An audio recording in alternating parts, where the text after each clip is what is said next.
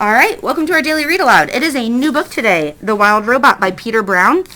This is a New York Times bestselling author. He has a series of these books, and I'm not sure that he's written other books other than the Wild Robot series, but if he has, I should look into them because it's fabulous. Josiah. I got the second one. You did? And I have a signed copy. Very awesome. Okay.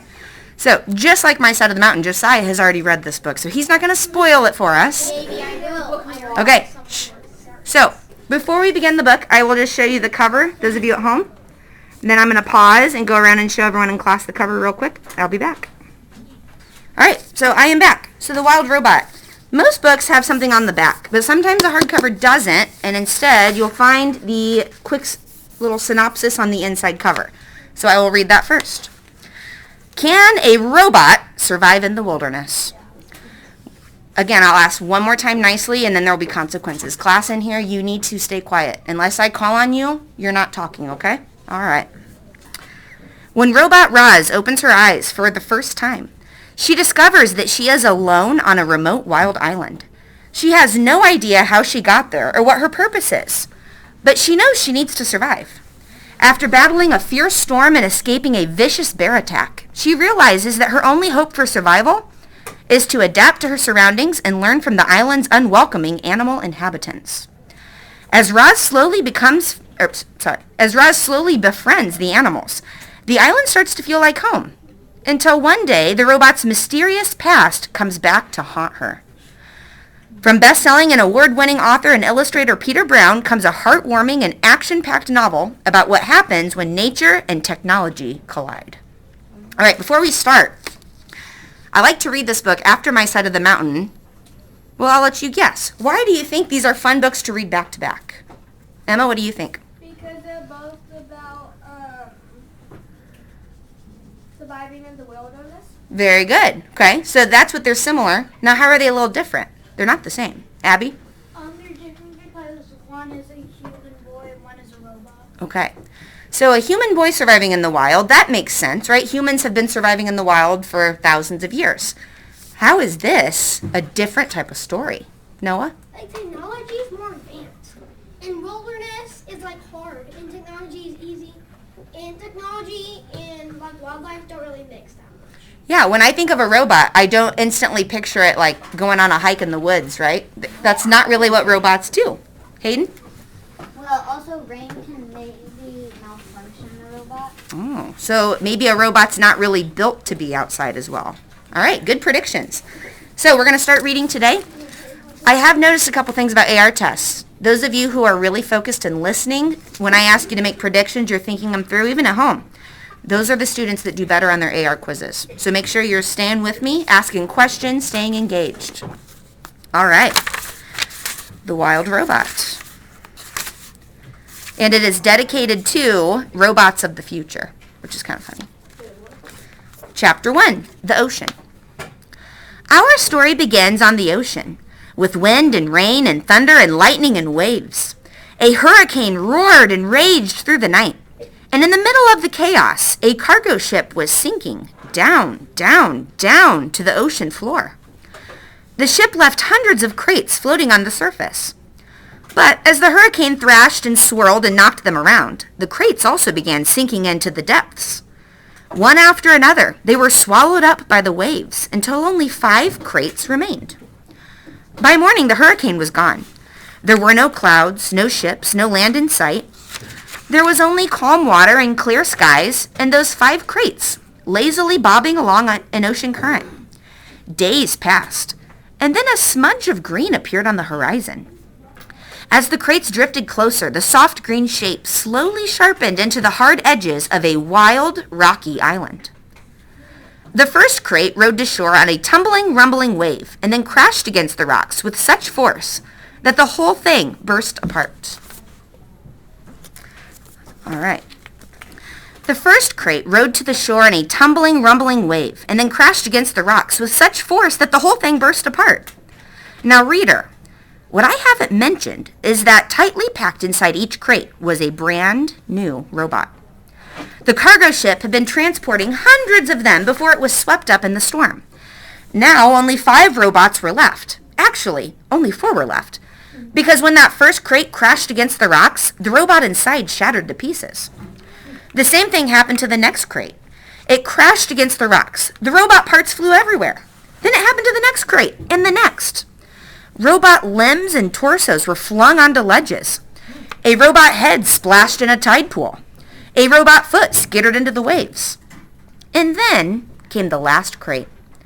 It followed the same path as the others, but instead of crashing against the rocks, it sloshed against the remains of the first 4 crates. Soon, more waves were heaving it up out of the water.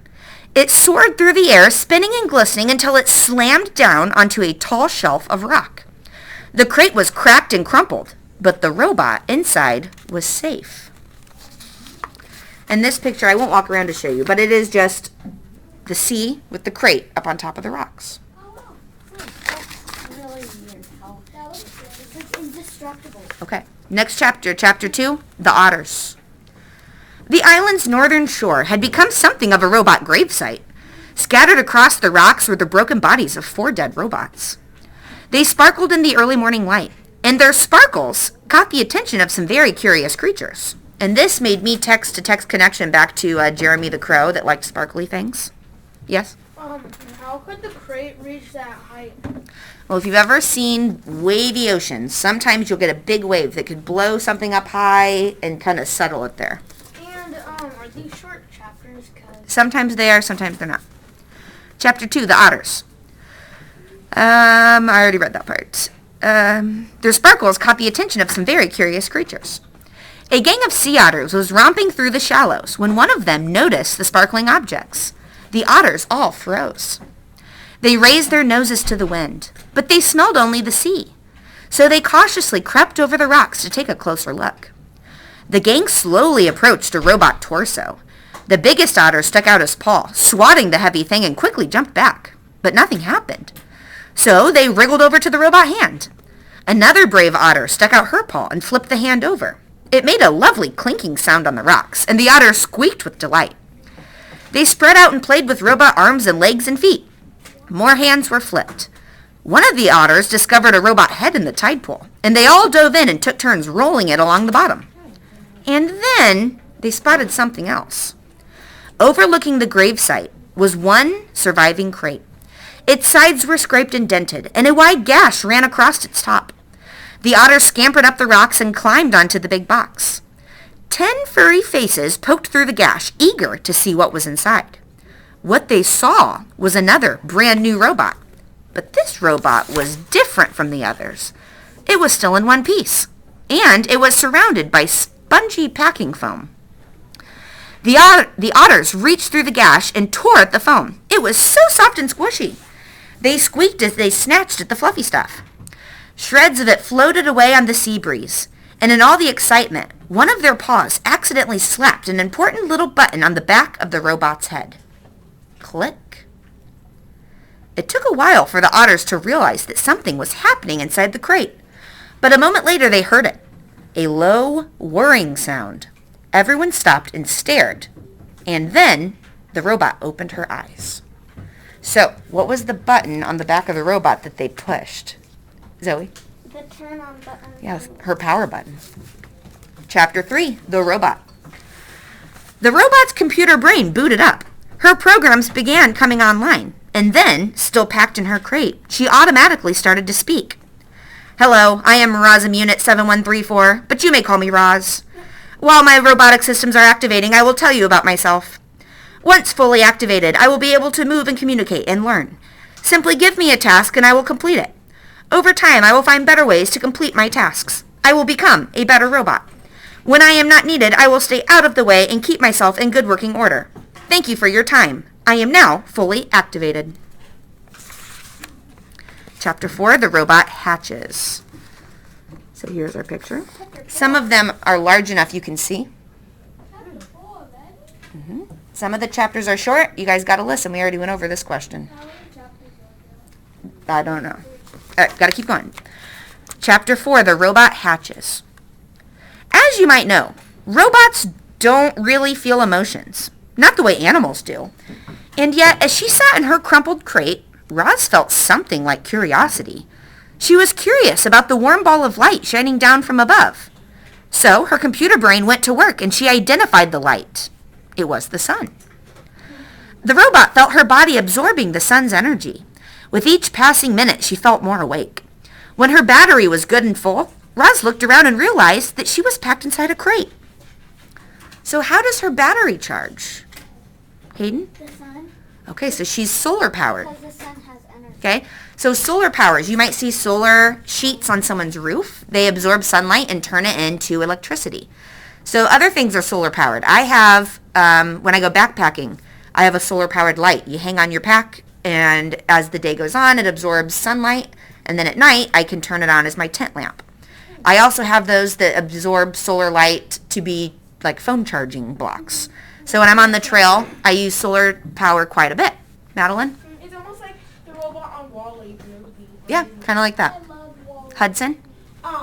Also, I think it's near West Lafayette, and it's kind of banked a little bit.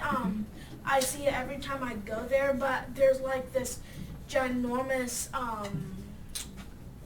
place of, it's a ginormous wall, not wall, but yard of solar panels. Okay. It's kind of cool when you see them like that.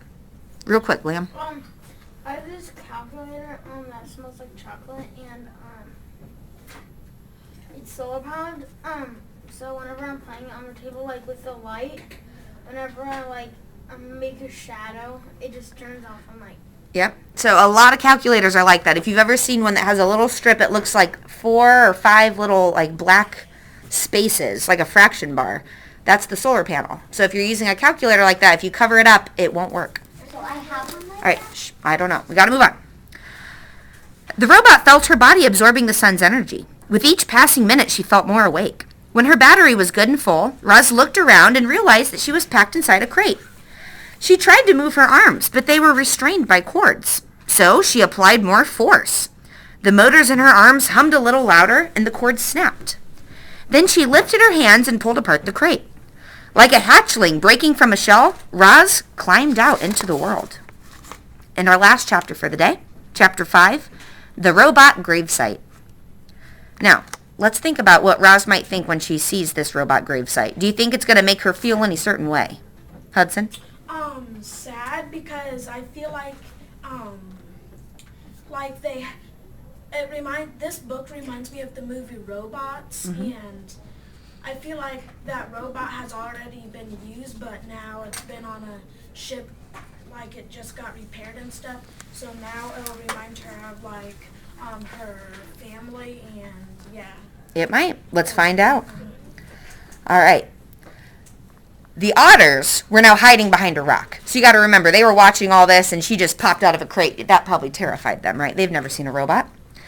Their round heads nervously poked up as they watched as a sparkling monster emerged from a crate. The monster slowly turned her head, and she scanned the coastline. Her head turned and turned, all the way around, and it didn't stop turning until she was looking right at the otters. "Hello, otters. My name is Roz." The robot's voice was simply too much for the skittish creatures. The biggest otter squeaked, and the whole gang suddenly took off. They galloped back across the robot gravesite, flopped into the ocean, and raced through the waves just as fast as they could. Roz watched the otters go, but her eyes lingered on the sparkling objects that littered the shore. The objects looked strangely familiar. The robot swung her left leg forward, then her right, and just like that, she was taking her very first steps. She stomped away from her crate and over the rocks and through the gravesite until she was standing above a broken robot body. She leaned in and noticed the word Rozum lightly etched on the torso. She noticed the same word on all the torsos, including her own. Roz continued exploring the gravesite until a playful little ocean wave washed over the rocks. She automatically stepped away from it. Then a bigger wave sloshed toward her, and she stepped away again. And then a gigantic wave crashed over the rocks and engulfed the entire gravesite. Heavy water pounded against her body and knocked her to the ground, and her damage sensors flared for the first time. A moment later, the wave was gone, and Roz lay there, dripping and dented and surrounded by dead robots. Roz could feel her survival instincts, the part of her computer brain that made her want to avoid danger, and take care of herself so she could continue functioning properly. Her instincts were urging her to move away from the ocean. She carefully got to her feet and saw that high above the shore, the land was bursting with trees and grasses and flowers. It looked lush and safe up there. It looked like a much better place for our robot. She had just one problem. To get there, she would have to climb the sea cliffs. All right, now, I want you to predict, will Roz successfully climb the sea cliffs, or will she have to figure out another plan? Raise your hand if you think she will get up the cliff. Couple, okay? Raise your hand if you think she's going to have to come up with a new plan. All right, we're about split. All right, those of you at home, tomorrow we will keep reading. I hope you've enjoyed the first part of our chapter. Once we get going, this book gets really, really great. So, thanks for reading. See you tomorrow. Javon,